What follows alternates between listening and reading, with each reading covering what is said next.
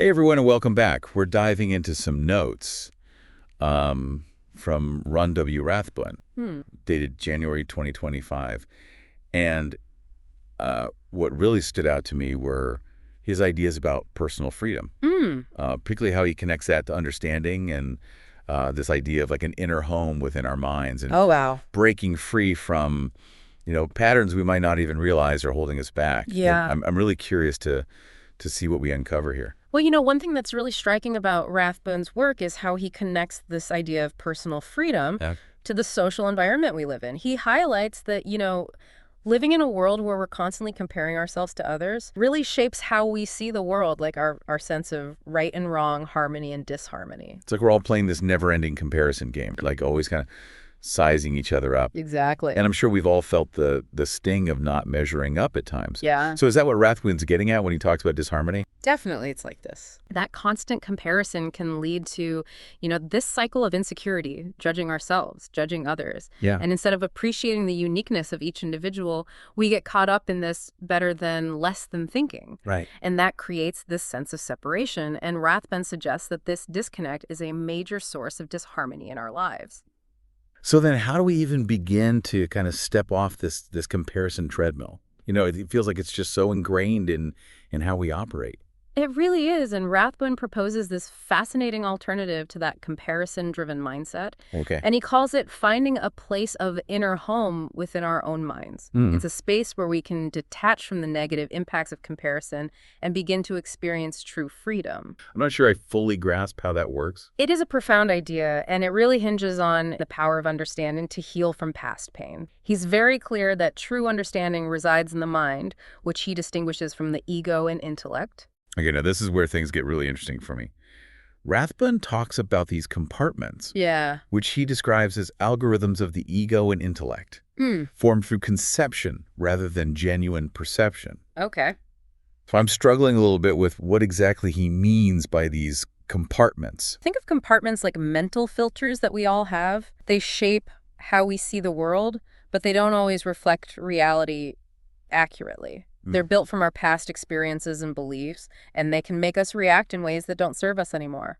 So it's like running like outdated software in our minds. Yeah, I like that. Yeah. Outdated software. Okay, so are we saying then that these compartments or these mental filters, they keep us stuck in these kind of reactive patterns instead of allowing us to really respond within us? Precisely. Rathbun argues that the key to detaching from these compartments, to break free from these reactive patterns, lies in cultivating non-reaction. Okay. It's about creating a space between who we truly are and these limiting patterns. So I'm trying to picture what that looks like in practice, this non-reaction. Could you give me like a real-world example? Yeah. Let's say you're stuck in traffic and you're late for a meeting. Okay. Instead of getting frustrated and letting that stress take over. Right. That's non-reaction in action. You're choosing to respond consciously Okay. instead of letting your emotions dictate your actions. So it's like choosing a different response than the one our autopilot compartment might offer up. That's a shift in perspective I can get behind. Yeah.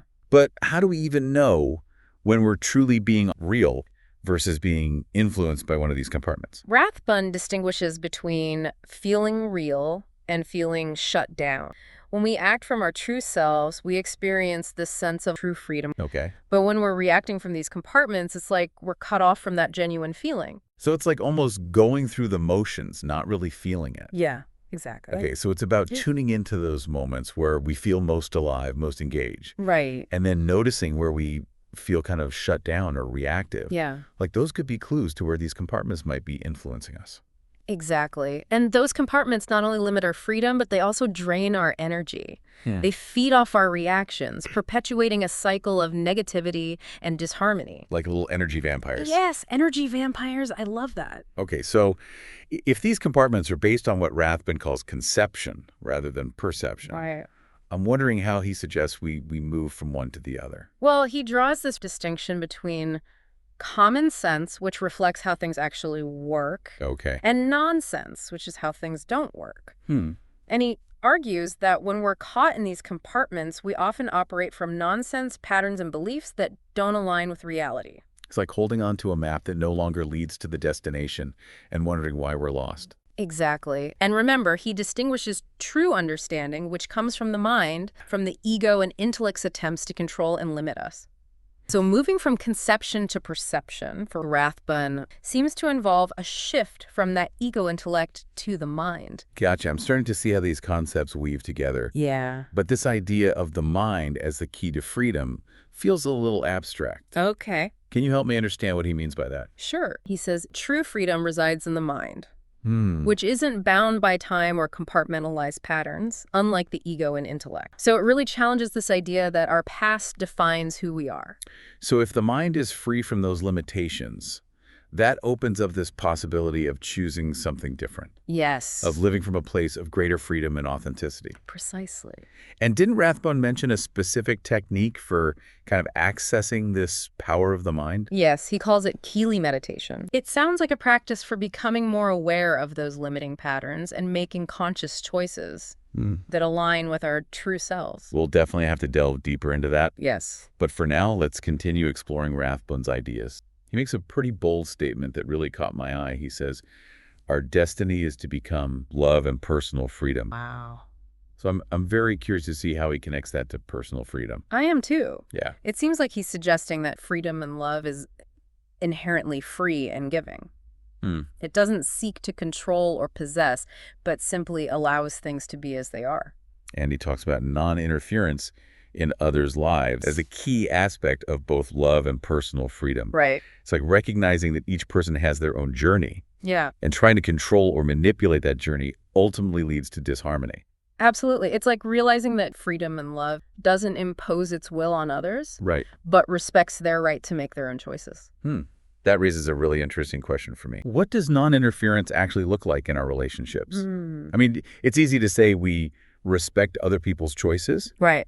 But how do we balance that with our desire to support or even protect them? Yeah, that's a great question. And I think it's one that we'll need to explore further. Yeah. But for now, I think Rathbun's notes are challenging us to consider how we can create more space for freedom and love in our own lives. Absolutely. And it seems like he's encouraging us to detach from negativity, comparisons, and those limiting patterns of the past, and to embrace the present moment. Yes, and it all circles back to the idea that anything that shuts us down, anything that prevents us from expressing our true selves, isn't truly who we are. Wow, that's a powerful thought to ponder. Precisely. I feel like we've just scratched the surface of Rathbun's ideas here. Yeah. We've explored these compartments, the concept of non-reaction, Right. the difference between common sense and nonsense, and even touched on that profound connection between love and freedom. Yes, and we've only just begun to delve into the mind's role in all of this, and how practices like Kelee meditation might help us tap into its potential. Definitely. There's so much more to uncover here. Yes, there is. But let's just take a moment to let all this sink in. Yeah. Well, what's standing out to you so far? Well, for me, it's the realization that freedom might be about making conscious choices aligned with our true selves, Yeah. even in the midst of imperfection. Okay. It's a journey. I love that. Beautifully put. You're just starting to unpack Rathbun's bold statement. Our destiny is to become love and personal freedom. It seems like Rathbun is pointing towards a state of being that transcends those limitations we often associate with love. Yeah. Like possessiveness, Right. the need to control, or even judgment. So it's not about like romantic love or Right. even familial love, Yeah. but something much more expansive. Exactly. It's about embracing this kind of unconditional acceptance, Okay. both of ourselves and others, without any strings attached. Rathbun suggests that this love isn't something we need to strive for or create, but rather something that's already present within us, waiting to be uncovered. I'm beginning to see the link to freedom here. Right. If we can let go of that need to change or fix ourselves or those around us, it creates a tremendous amount of space Right. for authenticity and genuine connection, doesn't it? Precisely. And if we think back to Rathbun's principle of non-interference, it becomes clear that respecting each person's right to choose their own path, even if it differs from our own, is crucial to both love and freedom. That makes sense in theory, but it can get tricky in practice. Right. Especially in those close relationships where our instinct is to protect the people we love. Yeah. So where do we draw the line between offering support and overstepping boundaries? It's a delicate balance. Yeah. And one that requires constant awareness. However, Rathbun seems to suggest that freedom and love doesn't try to manipulate or control others. Okay. It recognizes that each person possesses this inner wisdom, a capacity to navigate their own experiences. So it's about trusting in their ability to learn and grow from their choices. Exactly. Even if we might not agree with them. Yeah, and paradoxically, when we release that need to control, we liberate ourselves. Right. We free ourselves from that weight of responsibility for their choices and the anxiety that often comes with trying to orchestrate their lives. It's a powerful reminder that true freedom starts from within, doesn't it? It begins with taking ownership of our own thoughts and feelings and choices. Yeah. While simultaneously respecting the autonomy of others. Right. But how do we actually cultivate that internal freedom? Feels like such an abstract concept. It can feel that way. Yeah. But Rathbun's notes offer some practical insights into how to approach this. Okay. He emphasizes the power of the mind, which he sees as this incredible resource that we often underutilize. Right. He keeps coming back to that distinction between the mind, the ego, and the intellect. Right. So can you just remind me again how those three differ in his view? Sure. He views the ego and the intellect as more limited, more bound by past conditioning, and those compartmentalized patterns that we talked about earlier. Yeah. The mind, on the other hand, Okay. has the potential to transcend those limitations.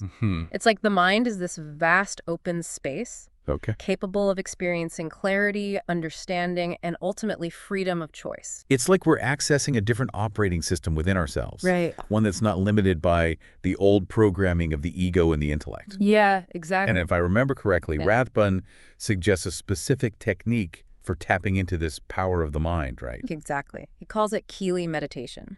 Kelee meditation, okay. From his description, it sounds like a practice designed to increase awareness of those limiting patterns so we can make more conscious choices that align with our true selves. I'm definitely adding Kelee meditation to my list of things to explore. Yeah, it seems like such a valuable tool for anyone on this path of personal growth and transformation. I agree. But I'm curious, if this journey is about experiencing true freedom, does Rathbun offer any insights into what that process might look like?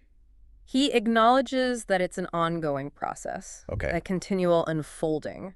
He encourages us to embrace curiosity, question our beliefs, challenge assumptions, and remain open to the vastness of what's possible. It's like he's inviting us to embark on this lifelong adventure of self-discovery, isn't it? Precisely.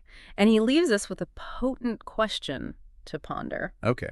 If anything that shuts you down isn't you, what might you need to let go of to experience greater freedom in your own life? That's a powerful invitation to reflect on what's truly serving us and what might be holding us back. Exactly. So what resonates most with you from that question? For me, it's the reminder that true freedom is about embracing the beauty of each present moment. So it's about evolving, learning, and growing along the way. Exactly. It's about showing up authentically, making choices that align with our values, and allowing ourselves to continually transform. And I think Rathbun's notes offer a fascinating map for navigating this journey with a sense of awareness, compassion, and a genuine openness to what might unfold. I'm feeling incredibly inspired by this conversation. Me too. Rathbun's ideas are like a breath of fresh air.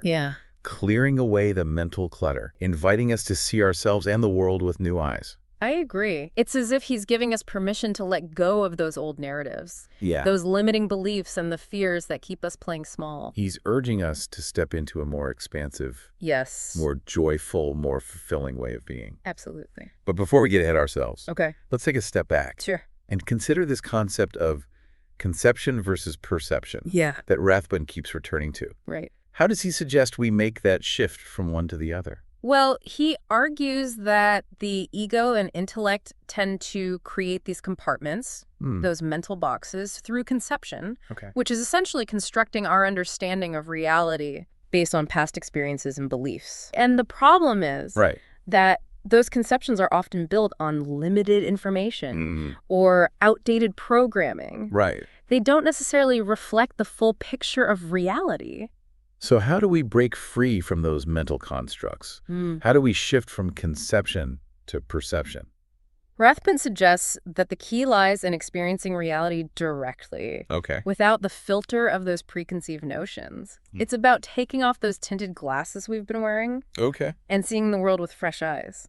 Okay, I'm starting to get a clearer picture of what he means. Good. But how do we actually do that? It seems like such a daunting task. It can feel that way, but he says true perception Okay. occurs within the mind, which, as we've discussed, operates outside the limitations of the ego and intellect. He's suggesting that the mind has the capacity to access a deeper level of reality, Okay. one that transcends our current understanding. So it's about tapping into a different way of knowing, Right. the way of seeing, that's less about mental constructs and more about direct experience. Precisely. And he even hints that our true identity resides in this realm of pure perception. Wow. Not in those compartments created by the ego and intellect. It's a radical idea, Yeah, but one that holds immense potential for personal liberation. that is a profound idea and one that raises a lot of questions for me. I bet. If we're not defined by those limiting beliefs, those past hurts, those judgments, Yeah. then who are we really? That's the question Rathbun encourages us to explore.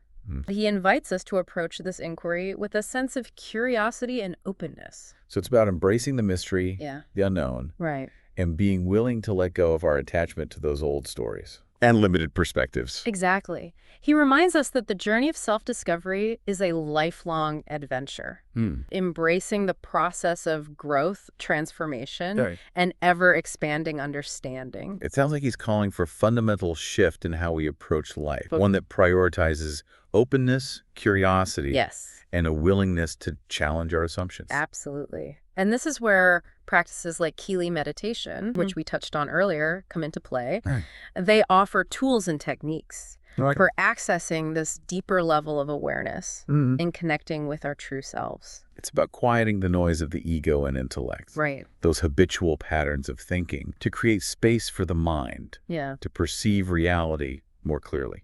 And as we do that, as we cultivate a more spacious awareness, Yeah. we naturally start to shed those limiting compartments, those outdated programs that no longer serve us. It's like we're clearing out the mental clutter. Right. We become more present, more genuine, and more aligned with our true nature. Okay. And I think that's where the real magic happens. Yeah. When we align with our true selves, we tap into this incredible source of power, creativity, Yeah. and, dare I say, freedom and love. This is resonating deeply with me. It's like Rathbun is pointing us towards this path of liberation, Yeah, self-discovery, and a realm of boundless possibility. I think so too. But I'm wondering, how does this profound shifting perspective translate into our everyday lives? Right. How do we actually embody these principles? That's a great question, and one that we'll need to explore further. I don't know about you, but my mind is buzzing.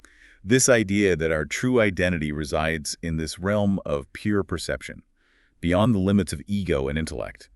It's both exciting and a bit daunting. Before we dive deeper into the implications of that, I'd like to connect it back to something we touched on earlier, how this shift from conception to perception might actually play out in our daily lives. Yeah, that's a great point. But ultimately, the real value is in how these ideas translate into tangible change, right? Exactly. So let's imagine a scenario.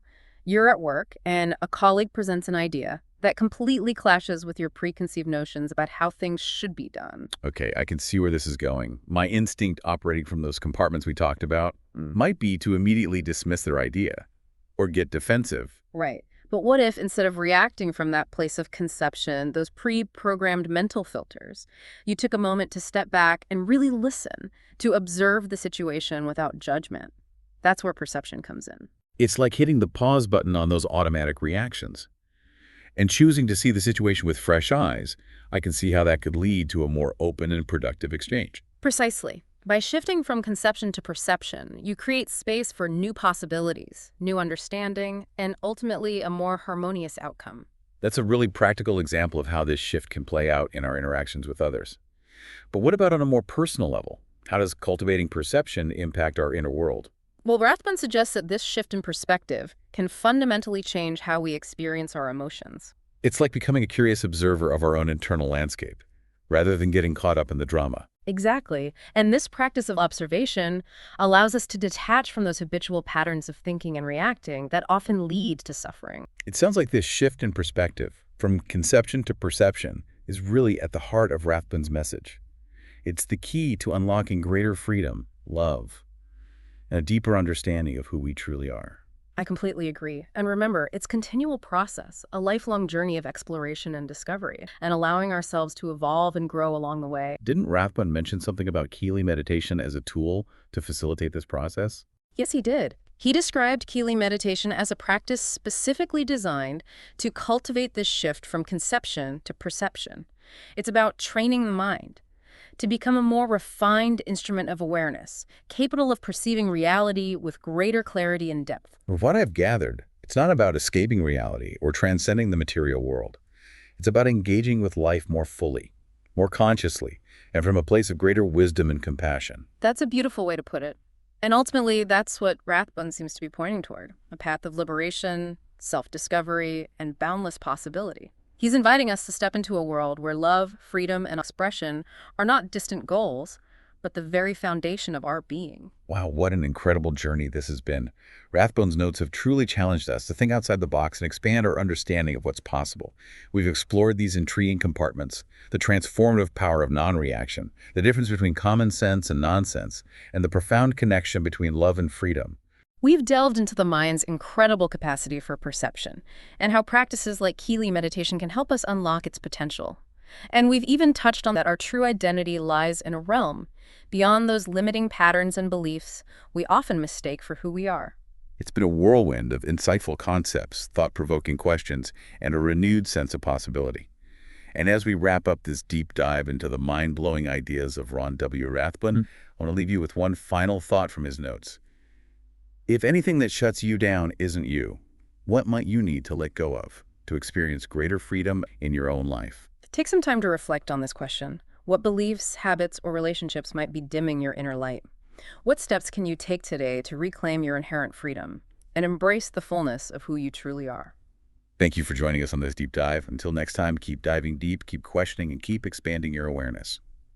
The world is full of wonder, and you are capable of anything you set your mind to. And remember, the journey of self-discovery is a lifelong adventure. Embrace the process, celebrate your progress, and never stop exploring.